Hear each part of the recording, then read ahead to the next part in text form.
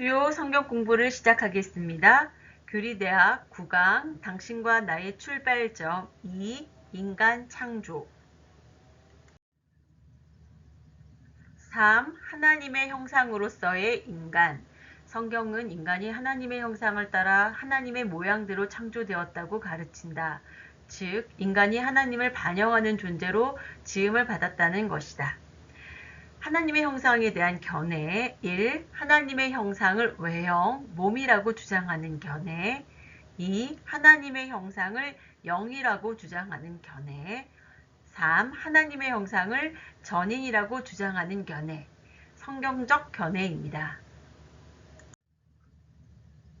그렇다면 하나님의 형상이란 무슨 뜻이고 무엇을 가리키는가? 가. 하나님의 형상에 관한 성경의 가르침 1. 성경에서 형상과 모양이라는 단어는 서로 동의어로 사용되고 있다. 따라서 두 단어 사이에는 아무런 차이가 없다. 2. 인간이 하나님의 형상으로 창조되었다는 의미는 근본적으로 우리는 하나님의 반영이라는 뜻이다. 즉, 인간은 하나님의 영광 자체에서 어떤 점을 반영하는 일종의 반사경과 같다. 3. 하나님이 태초에 창조하셨던 인간과 주 예수 그리스도의 인성은 차이가 있다. 인간은 하나님의 형상으로 창조된 복사이지만 그리스도는 매우 명확하고 본질적인 하나님 자신의 형상이다. 나 하나님의 형상의 의미 1. 원의의 상태 1. 핵심 하나님의 형상이라는 의미는 인간이 타락하기 전의 상태와 밀접하게 관련되어 있다. 인간은 창조 시에 도덕적 완전성을 지닌 존재, 즉 영혼의 참된 지식과 의와 거룩을 지닌 상태였다. 이러한 의미에서 인간은 하나님의 형상으로 창조되었다고 말한다. 에베소서 4장 24절 하나님을 따라 의와 진리의 거룩함으로 지으심을 받은 새 사람을 입으라. 새 사람을 입었으니 이는 자기를 창조하신 이의 형상을 따라 지식에까지 새롭게 하심을 입은 자니라. 골로새서 3장 10절 2. 타락의 영향 죄 때문에 타락함으로 인간은 이 원의를 상실한다. 3. 회복 그리스도 안에서 중생함으로 다시 회복되었다. 하나님의 형상의 의미 2. 자연적 본질의 형상 1. 핵심 하나님의 형상에는 지적 능력, 자연적 감정, 도덕적 자유 등과 같은 인간의 자연적 본질에 속한 것들이 포함되어 있다. 인간을 인간되게 하는 것을 말한다. 2. 타락의 영향 하나님의 형상으로 창조된 인간은 합리적이고 도덕적인 성품을 지니고 있었다. 그런데 죄로 인하여 자연적 본질의 형상이 손상을 입었으나 여전히 인간에게 남아있다.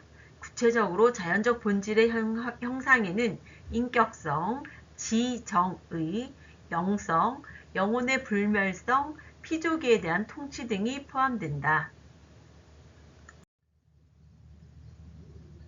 자연적 본질의 형상 3. 근거 타락한 인간이 여전히 인간임을 볼 때 타락 후에도 인간의 자연적 본질의 형상이 사라지지 않고 그대로 남아있음을 알 수 있다.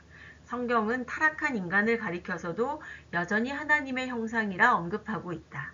창세기 9장 6절 다른 사람의 피를 흘리면 그 사람의 피도 흘릴 것이니 이는 하나님이 자기 형상대로 사람을 지으셨음이니라. 이것으로 우리가 주 아버지를 찬송하고 또 이것으로 하나님의 형상대로 지음을 받은 사람을 저주하나니 야고보서 3장 9절 하나님의 형상에 대한 세 가지 관점 1. 실체적인 관점 하나님이 인간 개개인에게 주신 실체적인 요소를 하나님의 형상으로 본다. 2. 관계적인 관점 인간은 하나님 다른 사람과 관계를 맺고 살아가도록 창조되었고 이러한 인간이 경험하는 관계성을 하나님의 형상으로 본다. 3. 기능적인 관점. 우주 만물의 근본 통치자이신 하나님의 대리 통치자로서 다스리는 행위를 수행하는 것을 하나님의 형상으로 본다. 결국 하나님의 형상이란 위의 세 가지 관점을 상호 보완적으로 이해해야 한다. 결론. 하나님의 형상대로 지음받은 피조물인 인간은 하나님을 반영하도록 지음받았다. 하나님의 형상은 영혼과 육체를 포함한 전인에 해당된다. 그런데 우리 안에 있는 하나님의 형상은 죄로 인하여 타락함으로 심각하게 뒤틀렸다. 이런 뒤틀린 하나님의 형상을 예수 그리스도께서 회복시키셨으며 예수 그리스도께서 재림하실 때 하나님의 형상이 완전하게 회복될 것이다. 하나님을 닮은 구체적인 모습들, 도덕적인 면, 영적인 면, 정신적인 면, 관계적인 면, 육체적인 면. 도덕적인 면. 인간은 도덕적으로 창조되었기 때문에 하나님 앞에서 도덕적으로 책임을 지며 옳고 그름에 대한 내적인 감각을 가지고 있다. 또한 하나님 앞에서 거룩하고 의로운 행동을 하기도 하고 죄를 지을 때는 그렇지 않은 모습도 나타난다.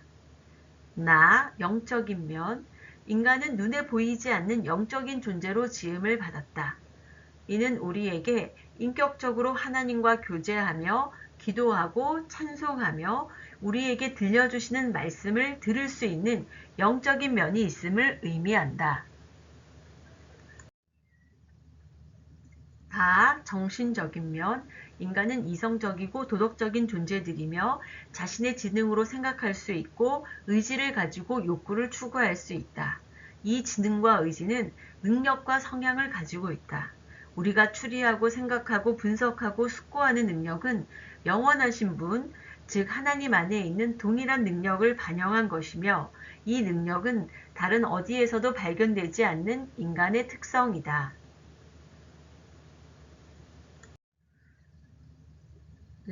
관계적인 면.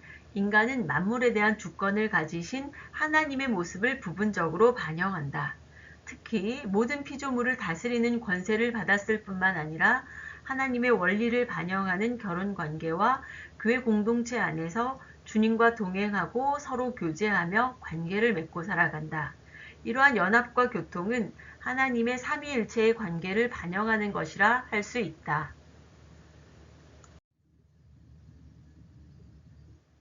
육체적인 면. 하나님의 형상을 반영한다는 의미에서 살펴보는 인간의 몸은 영혼에 적합한 기관, 영혼의 도구로서의 몸이다. 우리는 몸을 통하여 피조물, 특히 동물들에 대한 지배권을 행사한다. 그리고 우리의 몸은 예수 그리스도가 재림하실 때 변하여 영광스럽게 될 것이기 때문에 하나님의 형상을 반영한다고 볼 수 있다. 삶 속에서 하나님의 형상 드러내기. 그렇다면 구체적으로 삶 속에서 하나님의 형상을 드러내는 것은 무엇일까? 우리의 내면이 날마다 하나님의 형상을 반영해 나가야 한다. 우리는 다른 사람과의 관계 속에서 하나님의 형상을 반영해 나가야 한다. 모든 영역에서 문화 변혁이 일어나도록 하나님의 형상을 반영해 나가야 한다. 결론. 인간이 하나님의 형상을 닮았다는 사실은 우리에게 많은 유익을 가져다 준다.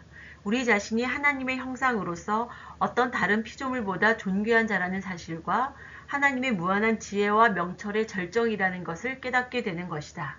비록 죄가 그 형상을 심각하게 훼손시킨 것은 사실이지만 그럼에도 불구하고 아직도 우리는 그 형상을 나타내고 있고 그리스도를 닮아가는 일에 자라갈수록 세상 가운데 하나님의 형상을 드러낼 수 있다.